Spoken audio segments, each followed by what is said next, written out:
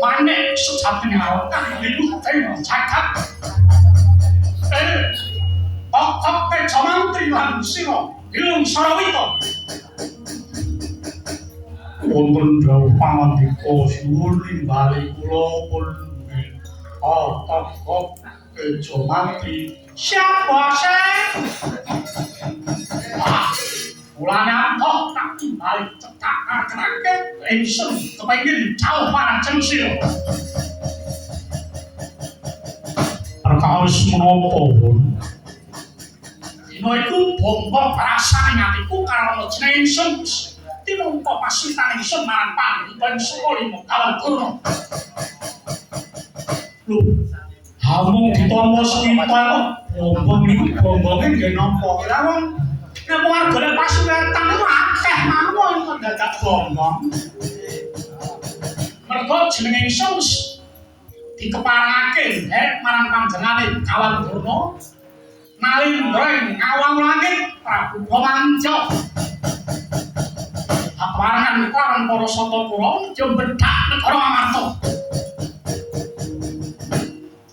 Awang arep bedah negara niku lha kudupun beteng paitane sing akeh. Nek boten kathah paitane ora urung murid. Anggere utangan ten kalangan, ngene lho. Wah, kaya wong main wae. Umrape jeneng ingsun ora kurang apa-apa. Karana ingsun iku nalindra sekti mandra guna jaya kalugan tegas pacak kawuning pandhe sisaning Gurindra. Anape to jan kikir. Dinumpak empung. Dinedel jodel.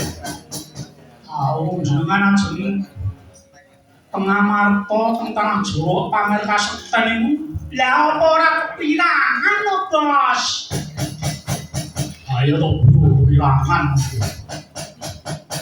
Oh, apa wong amarta ora Ndawa iku sekti mandraguna. Oh, lha sampean kudu ngerti. Panjenengan wonten iki wonten ing tanah Sabrang iku kondang wong budhe samaladen gedhuk samaladuk. Nek wonten tanah Jawa mriku mboten wonten sapinterna. Wah, Pandhawa niku nggon kedhuwe wong sekti. Wong tanah Jawa niku kedhuwe wong didaya. Kula ampun pameh. Oh, sapa wae sing kasekten ngaku. Prabu Puntadewa niku boten tau perang. Gamane niku sing diarani Jamus Kalimasada. Jamus Kalimasada niku nek perang niku boten dipake niku boten napa-napa cukup dumbuke ngeten mawon mungsuhe sampun banyak nih. Nah, niku. Nek Jamus Kalimasada diucalke musuhnya sudah lari tunggal-tunggal. Wah, apa mengkono? Oh, iya. Langkung-langkung jeneng Jamus Kalimasada niku nek dijahit lari. Musuhe piye lho? Wah, lah kebingungan dipakai istrinya aja gak bisa nek dijahit itu. Wah, niku nek Jamus Kalimasada dijahit niku pun boten karu-karuan. Aku wong sekti mandraguna ora nganggo gaman bisa ngasorake perpendhawa. Lho, ampun sombong. Satria Pandak Pandhawa sing jenenge Raden Werkudara niku boten tau nggo gaman. Ya to lho. Oh iya. Gak pernah bawa gaman. Ning gamane niku mung apa lho? Kuku Bimakel. Kuku Pancanaka. Kaya jagomu. Kuku Bima niku malah melu to. Malah kleru. jenenge kuku Pancanaka niku nek pun niruh mungsuhe lajeng modot cakilan. Ya lebih-lebih kalau selera niku modote saya dawa.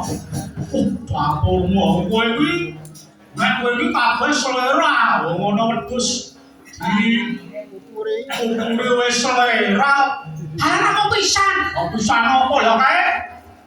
Asune tanggaku kae. Lho nek kan sengaja lho jamu. Nek kan lho jamu kan. Oh, ya wis memang ora karo-karuan.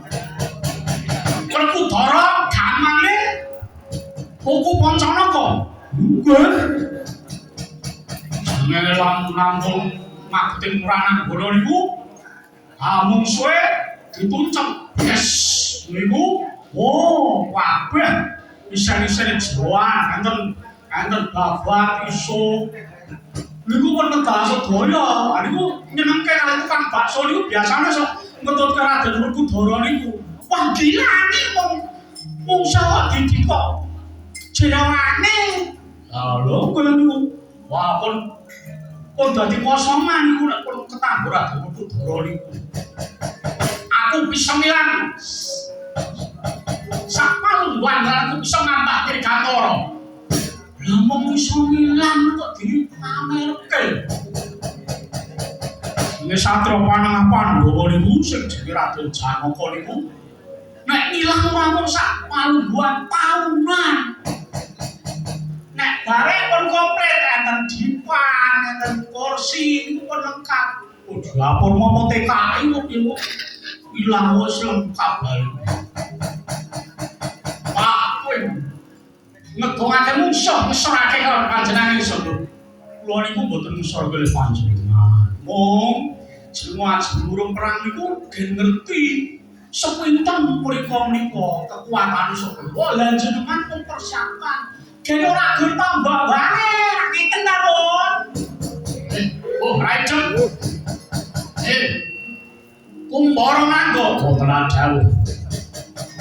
Dina sangko tetapno Prajogo manungsa bajingah kang untuk pakupane manuk pakupane marak pangesonging sing wong ora mambire. Pampet rungkating polahe perkara ngamak digawe bakang sita. Monggo kula jeraken.